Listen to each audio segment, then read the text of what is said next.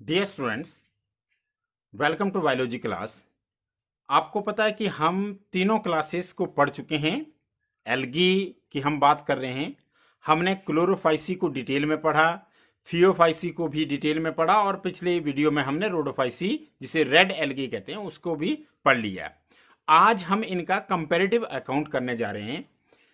कुछ एक features, characteristic feature को लेकर के हम इनको डिफ्रेंशिएट करेंगे। तो सबसे पहले अगर हम डिफ्रेंशिएट करने की बात करते हैं तो सबसे पहले हम मेजर पिगमेंट की बात करते हैं। The major pigment in case of green algae, that is chlorophyceae, the major pigments are chlorophyll A and chlorophyll B. और आपको पता है कि इनका जो कलर होता है वो ग्रीन होता है। तो किस वजह से ग्रीन होता है? क्योंकि इनमें क्लोरोफिल ए और क्लोरोफिल बी होता है। अब मैंने आपको सिखाया कि जब भी हम क्लोरोफिल की बात करते हैं तो जैसे ही हम क्लोरोफाइसी में क्लोरोफिल ए और बी की बात करेंगे तो फियोफाइसी में हम बोलेंगे क्लोरोफिल ए और क्लोरोफिल सी। और अगर हम रोडोफाइसी की बात करेंगे तो वहां पे क्लोरोफिल ए और क्लोरोफिल डी की बात होगी। तो इसका मतलब है कि क्लोरोफाइसी में क्लोरोफिल ए और बी होती है, फियोफाइसी में क्लोरोफिल ए और सी होती है, और रोडोफाइसी में क्लोरोफिल ए और डी होती है। अब अगर हम बात करें कि अगर ब्राउन एल्गी है तो ब्राउन एल्गी ब्राउन क्यों है, तो इसका मतलब है क्योंकि क्लोरोफिल की वजह से तो ग्रीन कलर आ सकता है। उनमें क्या होते हैं? उनमें जेंथोफिल्स होते हैं। और कौन सा जेंथोफिल होता है? जैसा कि आप साफ देख रहे हैं कि इसमें फ्यूकोजेंथिन लिखा गया है, तो फ्यूकोजेंथिन के अमाउंट इस चीज को दर्शाता है कि वो उनका कलर ऑलिव ग्रीन होगा या डार्क ब्राउन होगा, कि उसका अमाउंट कितना होगा। No, the second important is that red algae they appear red due to the presence of a red pigment and that red pigment is called as phycoerythrin. अब अगर हम दूसरा पॉइंट लें, दैट इज सेल वॉल। तो अगर cell wall की अगर हम बात करें तो सेल वॉल क्लोरोफाइसी में जो इनर लेयर होती है वो सेलुलोज की बनी होती है और आउटर लेयर जो होती है उसमें वो पेक्टोज की होती है। लेकिन अगर हम बात करें फियोफाइसी की तो वहां पे क्या होगा?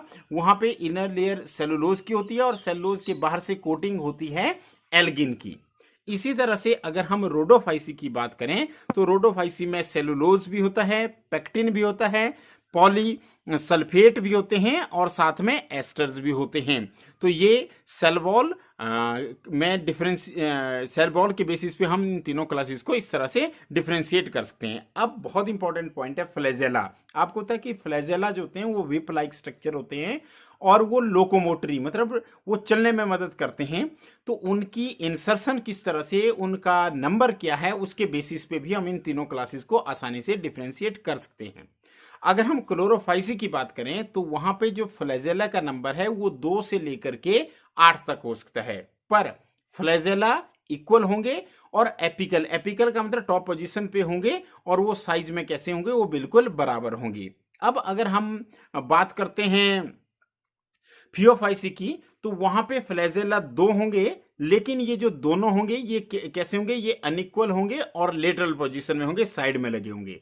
इसी तरह से अगर हम बात करें रोडोफाइसी की तो रोडोफाइसी के केस में फ्लैजेला होते ही नहीं है। आपको पता है कि वहां पे जो ए सेक्सुअल रिप्रोडक्शन होती है वो भी कैसे होती है? ये सेक्सुअल रिप्रोडक्शन वहां पे non locomotory, non motile spores के थ्रू होती है, और वहां पे गैमेट्स भी कैसे होते हैं? नॉन मोटाइल होते हैं। ऊगैमस टाइप ऑफ वहां पे सेक्सुअल रिप्रोडक्शन होती है। अब अगर हम बात करें हैबिटेट की, हैबिटेट आपको बताया था living place is called as habitat. और जैसे ही हम ग्रीन एल्गी से, मतलब क्लोरोफाइसी से हम रोडोफाइसी की तरफ जाएंगे तो वहां पर फ्रेश वाटर में कंसंट्रेशन उनकी कम होती जाएगी, एबंडेंस उनकी फ्रेश वाटर में कम होती जाएगी, और सी और ब्रैकिश वाटर में उनकी जो एबंडेंस है वो बढ़ती जाएगी। तो अगर हम बात करें तो सबसे इंपॉर्टेंट है कि जो क्लोरोफाइसी है वहां पे फ्रेश वाटर में वो बहुत ज्यादा पाई जाती है, लेकिन वो ब्रैकिश वाटर में भी मिलेगी आपको, सी में भी मिलेगी। अगर इसके अलावा हम बात करें फाइसी की, तो फियोफाइसी जो है वो फ्रेश वाटर में बहुत रेयरली मिलती है, वो ज्यादातर मिलती है ब्रैकिश और सी वाटर में। आपको डिफरेंस पहले बता दिया गया है कि फ्रेश वाटर ऐसा वाटर होता है जिसमें सॉल्ट नहीं होता, और ब्रैकिश वाटर ऐसा वाटर होता है जो जिसको सी वाटर और फ्रेश वाटर की मिक्सिंग से बनाया जाता है। मतलब वहां पे जो कंसंट्रेशन होती है वो सी वाटर से सॉल्ट की कंसंट्रेशन उसमें कम होती है और फ्रेश वाटर से ज़्यादा होती है। अब अगर हम बात करें रेड एल्गी की, तो आपको पता है कि रेड एल्गी जो होती है वो सी वाटर में पाई जाती है, और रेड एल्गी क्या होती है वो दोनों रीजन में पाई जाती है, सरफेस में भी जहां पर लाइट ठीक होती है, और डीप सी ओशन में भी पाई जाती है जहां पर लाइट की स्केसिटी होती है, कम लाइट होती है, दोनों जगह वो पाई जाती है। लेकिन वो फ्रेश वाटर में बहुत कम मिलेगी। Some of the red algae are found in case of fresh water. तो इस तरह से अगर हम बात करें, तो हमने बात की क्लोरोफाइसी की। क्लोरोफाइसी को मैं एक बार फिर से आपको बताना चाहूंगा कि क्लोरोफाइसी मीन्स ग्रीन एल्गी। और ग्रीन एल्गी क्यों है? Because they have abundance of this chlorophyll A and B.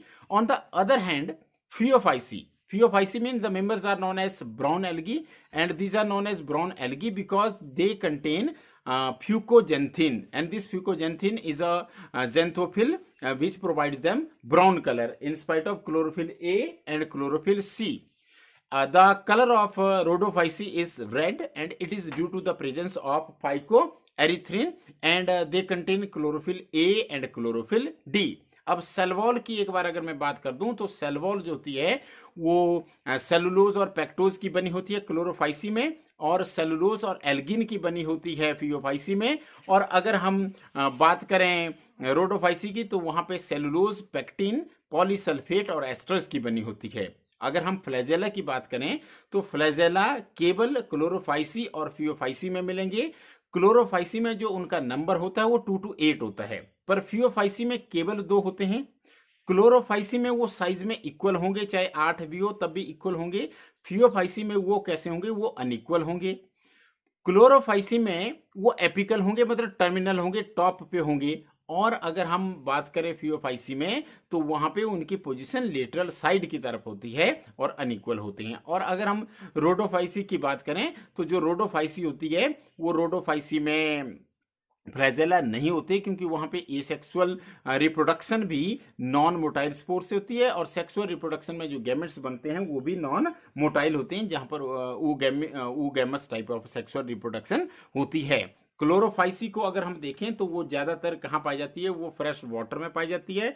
और अगर हम बात करें दिस फियोफाइसी और रोडोफाइसी की, तो ये सी वाटर और ब्रैकिश वाटर में पाई जाती है। मतलब क्या हुआ कि जो रेड एल्गी, आप सभी को पता है कि रेड एल्गी सी वाटर में ज्यादा मिलती है, और सी वाटर में भी वेल लाइटेड रीजन, या आपको पता है जो डीप ओशन रीजन होता है वहां पर पाई जाती है।